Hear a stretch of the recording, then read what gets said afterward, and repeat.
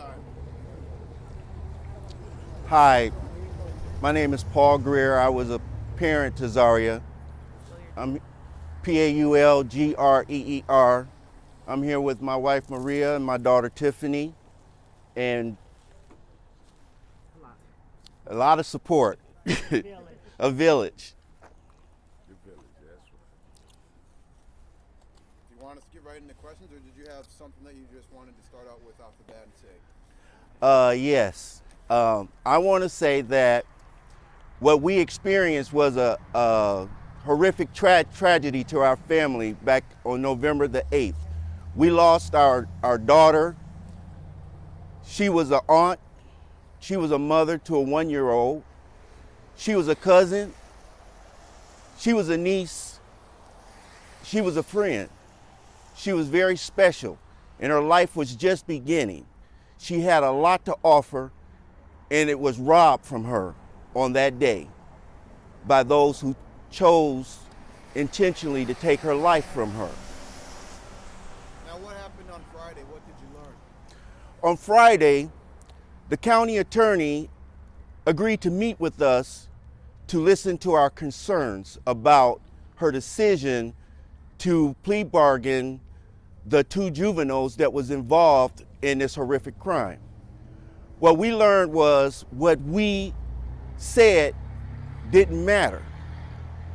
She and her team had already decided, without any concern, without any passion, about how we felt about it. We feel that our rights were violated.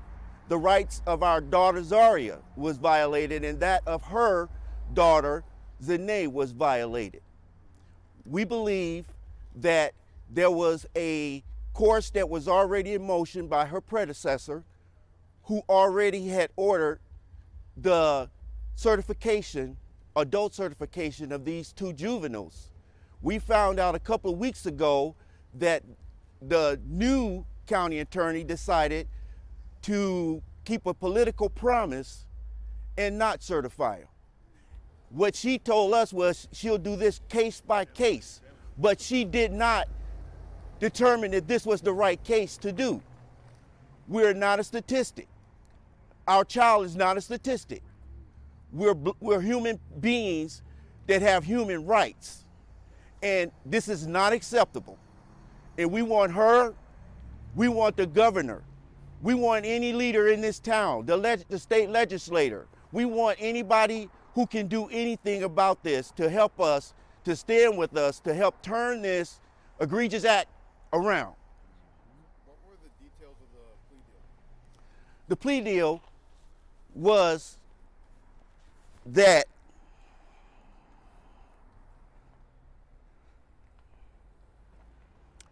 included both juveniles plead to count 2 murder in the 2nd degree, unintentional, designated EJJ, 150 months stayed, commitment to the Commission of Corrections at Red Wing for the Loss of Life program, which I might add does not exist.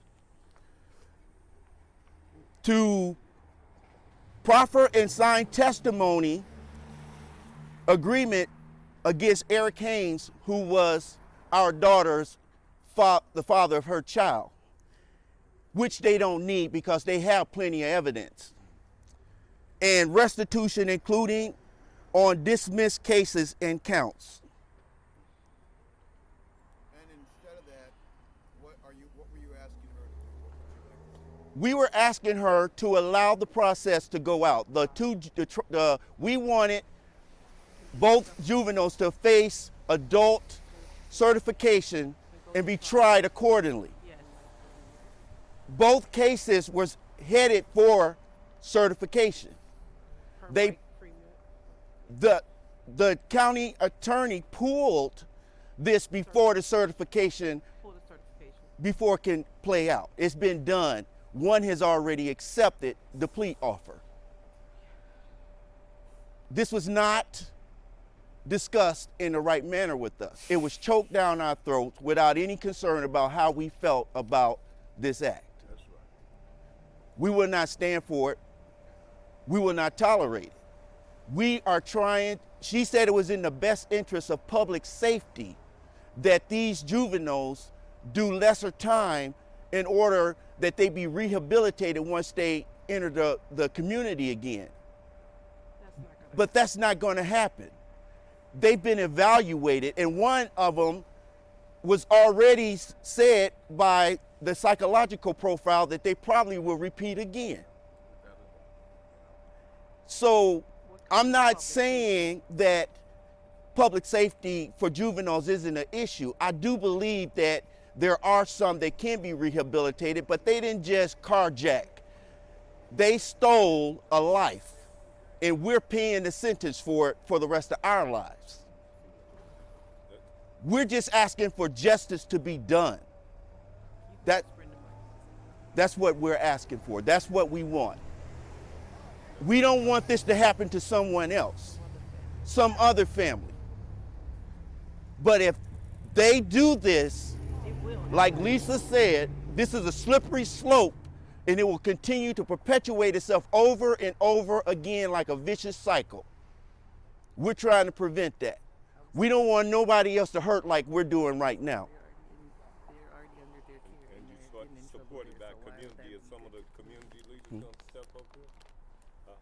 I definitely will step up and speak. This is not the case for us. My name is Lisa Clemens. This is not the case for us to go on a campaign promise. This is not that case. This is a premeditated case. This is not a stranger on stranger case. This is somebody that these young people knew. Somebody that they saw breathing and taking care of her child. Somebody who ate in her home and was at her child's first birthday party. This is a woman who only had 1 year to be a mother to her child. This is not that case. This is a case where they planned what they were going to do and they carried out the mission. This is premeditated murder. And we cannot send a message to young people that you can take a life and do 2 years under a juvenile sentence. Yes. Mike Amen. Freeman was on the right path, and we should have followed that path. We are not saying every young person should spend 20, 30 years of their life in prison. That is not what we're saying. But we are saying this is not the precedence-setting case. Give Mickey Frost and Trey, Paulin, and Reverend Ian Bethel. My name is Mickey Frost, and I stand with the family because this was just a senseless, tragic moment that should have never happened. Resources are not being poured in to where these kids, before they make a senseless act like this, can explore and learn who they are so that they won't be put in these positions. So we're fighting against the political realm to be able to make sure that these kids, first of all, can have the resources they need before they even get involved in stuff like this. But we have to, as a community, understand that if these kids are grown enough and bold enough to do these crimes, then they should be bold enough to do the time. They should be held accountable for what they are doing out here in our communities. It wasn't a problem when they grabbed a gun. It wasn't a problem when they hunted down and they did what they did to this young lady. So it should not be a problem that they should go sit down somewhere and figure their lives out for a substantial period of time. Amen. That's just the truth. And we have to stop slapping these kids on the wrist and giving them that thought that they can go terrorize neighborhoods, even be murderers, and they don't have to look at nothing but a simple stay over at Red Wing for a year or so. That's just not fair to the community. It's not fair to any one of us, and that must stop. Amen. In addition to what's going on right now, we know that they're in juvenile detention right now. There's been 23 plus cases that they're still messing up. Why would they even be offered a plea bargain? And they're still messing up while they're there before they even go to jail or to Red Wing.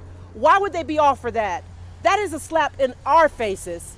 That's not justice for us. That's not justice for the community. Because if this person was diagnosed as a suspected repeat offender, what's going to happen is he's going to get out and he's going to kill one of your family members one of your family members, Amen.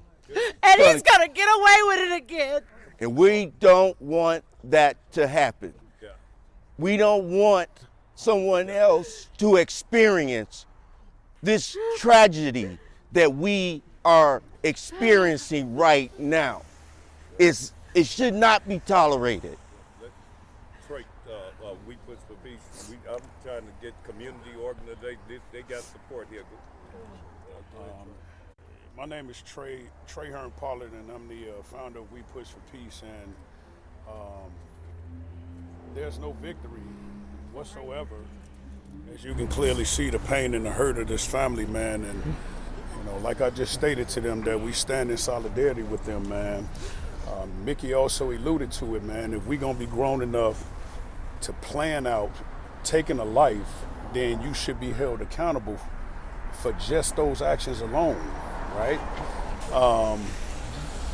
Far too many times we allow these things to happen, and what we're doing is, it's almost like we condoning it if we're not willing to put the actions to the words, right? Punishment deserves punishment, right? We don't care what's your nationality, race, gender, religion. That don't make a difference. At the end of the day, until we stand in solidarity like we doing right now, these kids gonna keep thinking that they can get away with these kinds of action crimes, right?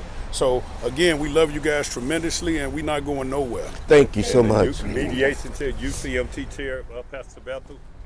You want to say something as the mediation chair? Yes, my name is Ian Bethel, Senior Pastor of New Beginnings Baptist Ministries, and also the chair of the Unity Community Mediation Team, who was just recently now have updated a memorandum of agreement with the Minneapolis Police Department. Now, foolishness like this doesn't help the work that we've been doing. Foolishness like this that's going on does not help families. And listen, y'all continue to perpetrate fraud. This is illegal, to perpetrate fraud against our black families.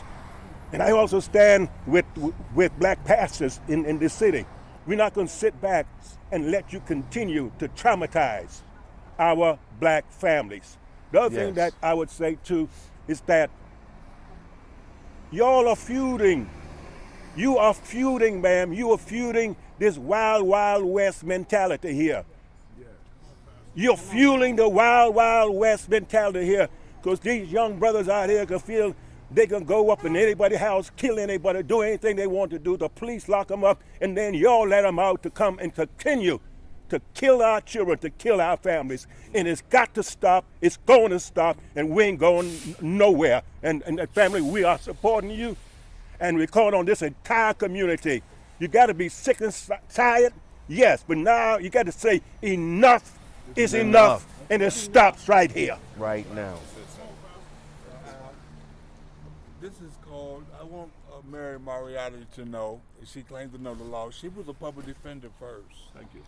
And public defenders have a knack for making deals, even when there shouldn't be a deal.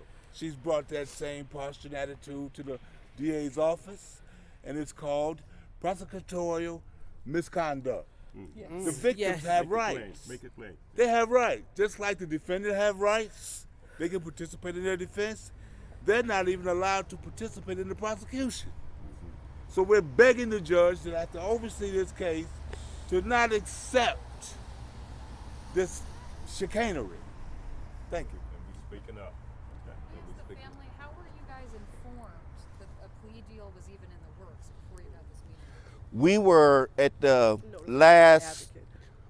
the last trial and pre-certification trial, and we were told that our advocate will probably be contacting us in a few weeks about some things, and just be on the lookout for it. We got a call, I believe it was like a Friday, Wednesday or Friday or something like that, a week before.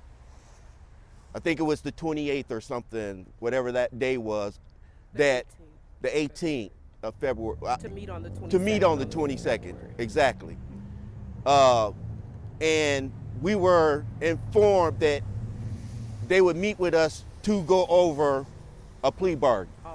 Offer. They were offering the defense. And when we learned what they were wanting to give these juveniles, was a slap in the face, because this has been going on since the murder happened. We've been dealing with 3 trials for 3 months since then. And things were pretty much at the tail end for the most part. And then the new administration decided that's not what we're gonna do. A week before, that's not what they're gonna do. And when we let them know how we felt, she pretty much said, it doesn't matter what you want. We're never going to agree. This is going to happen whether you. We just wanted to tell you what it's going to be. It's supposed to be, it's supposed to have been a common courtesy, but by law, the plea should have happened prior to. They should have offered the plea or notified us of the plea prior to making that plea offer. This is why our victims' rights have been violated. You cannot go back and tell me that you know the law and you're violating it. And as lawyers, law is part of being a lawyer. You cannot be a lawyer without applying law. Amen. And you cannot take matters in your own hands. You can't do that. Amen. Hey, and I'm that's sorry. the end. If you want to Don't apologize. Because this is just, But hey, it's just say too what much. that date is. Say what the date is that you want people to speak on it. March 8th at the Juvenile Detention Center at 1 p.m. We're going to be going to stand in front of the judge in hopes that she refuses this offer. So anyone that wants to come stand with us is more than welcome. Please come and support the community. Please, if you're available, come and support. Our public safety will be in danger if this goes forward. Thank you. If any more questions, you still can talk to them. This March 8th is when they go into court. I'm asking you to reach out to elected officials, the judges, the county attorney, everybody today, starting today, to tell them how insane this is to give 2 years for a premeditated murder of a young woman. Thank you.